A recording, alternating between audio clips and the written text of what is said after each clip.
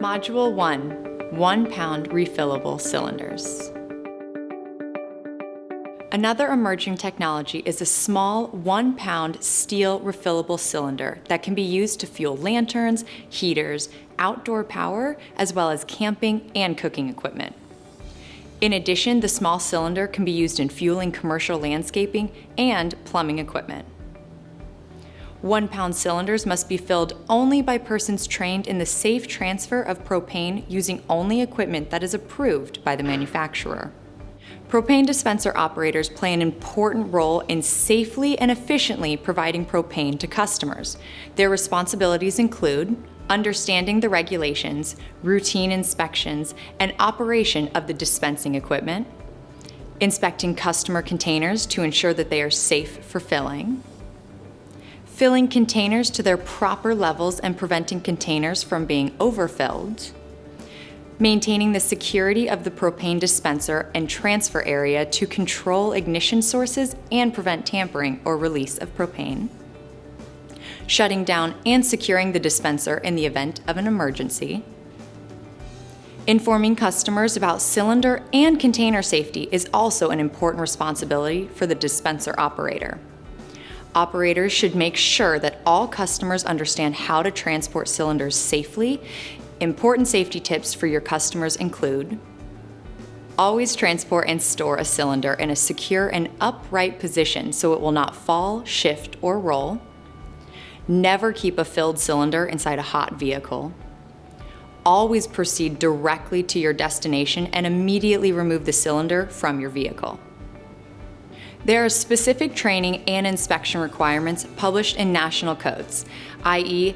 NFPA 58, and by government agencies and organizations such as the United States Department of Transportation, DOT, Department of Labor, DOL, Occupational Safety and Health Administration, OSHA, and the Compressed Gas Association, CGA.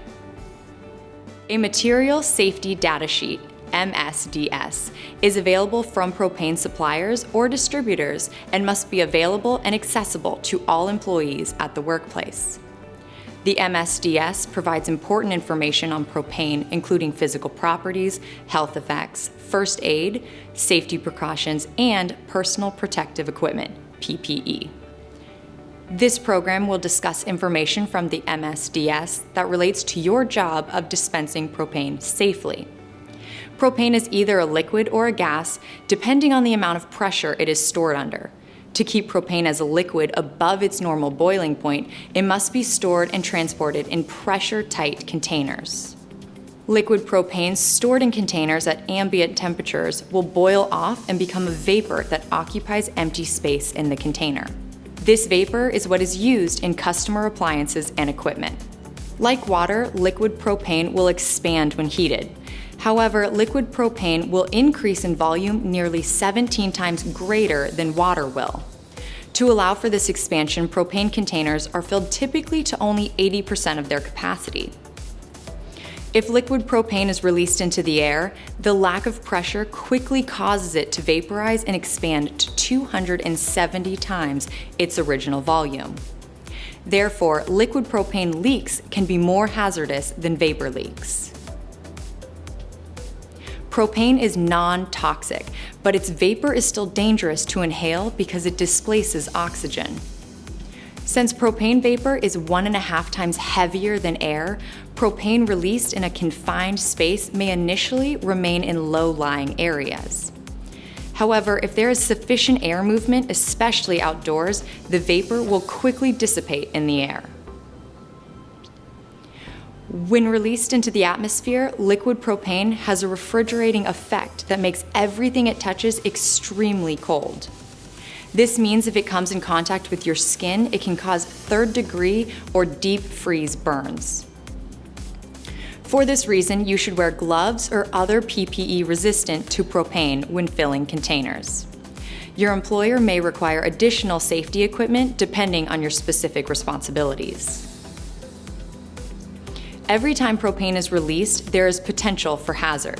3 ingredients are needed to start and sustain combustion: propane, oxygen, and an ignition source. All three ingredients must be present for combustion to occur, and the ignition source must provide enough heat to the propane-oxygen mixture to raise the temperature of propane to its ignition point. In order to minimize possible ignition sources that could lead to combustion, customers should be restricted from the immediate area around the liquid propane transfer areas. Propane has a strong, unpleasant smell like rotten eggs, a skunk spray, or a dead animal. Propane distributors deliberately add this odor so employees and customers can easily detect a potentially hazardous propane leak. Some people may have difficulty smelling propane due to several factors: decreased sense of smell with aging, medical conditions, the effects of medication, alcohol, tobacco, and drugs. All of these can diminish the ability to smell propane. On rare occasions, propane can lose its odor. This can be caused by the presence of air, water, or rust in the cylinder or container.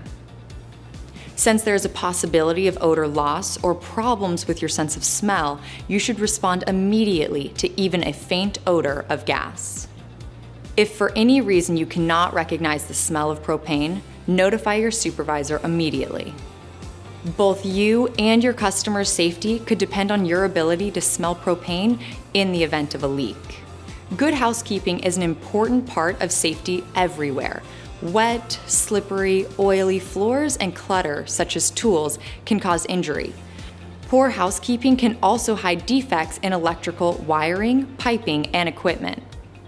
Good housekeeping practices at a dispensing location should include keeping the dispensing area clear except for objects necessary for operations, reporting product and oil leaks immediately, keeping driveways and fire hydrants clear of anything that could limit fire truck access, storing cylinders properly, checking fire extinguishers to make sure they are fully charged and accessible. All employees should be aware of the potential danger of unwanted static electricity at the dispensing location. In the right conditions, static discharge or spark may cause the ignition of some fuels, including gasoline and propane.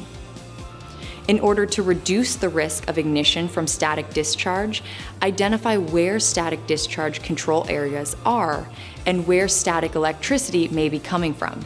This is typically any area where propane vapor may be present. If you are working in or near a static discharge control area, there are a few simple measures you can take to limit your chances of producing a static spark. Wear static-safe footwear or temporary foot grounders. Wear cotton and cotton blends. Never put on or remove garments inside a static discharge control area. Remove all plastics and other synthetic materials from the area. Make sure all your equipment is properly grounded. Limit access to the area to only those people necessary to conduct normal business activities. It is a code requirement that at least one fire extinguisher be easily accessible at the filling site. Each extinguisher should be at least an 18-pound dry chemical model with a BC rating. In workplaces where employees are expected to know how to use fire extinguishers, OSHA requires employees to be trained on fire extinguisher use and operation upon initial hiring and annually thereafter. It is important to note that fire extinguishers are not intended to put out propane fires and can only cover a limited area when used.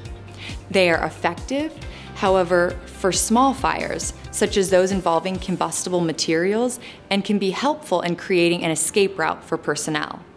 A monthly visual inspection of all fire extinguishers is required. This includes checking the extinguisher to be sure it is fully charged and has a tag showing the date of its last annual inspection. If the extinguisher is due for inspection, low on charge, damaged, or missing an inspection tag, stop filling operations and notify your supervisor immediately.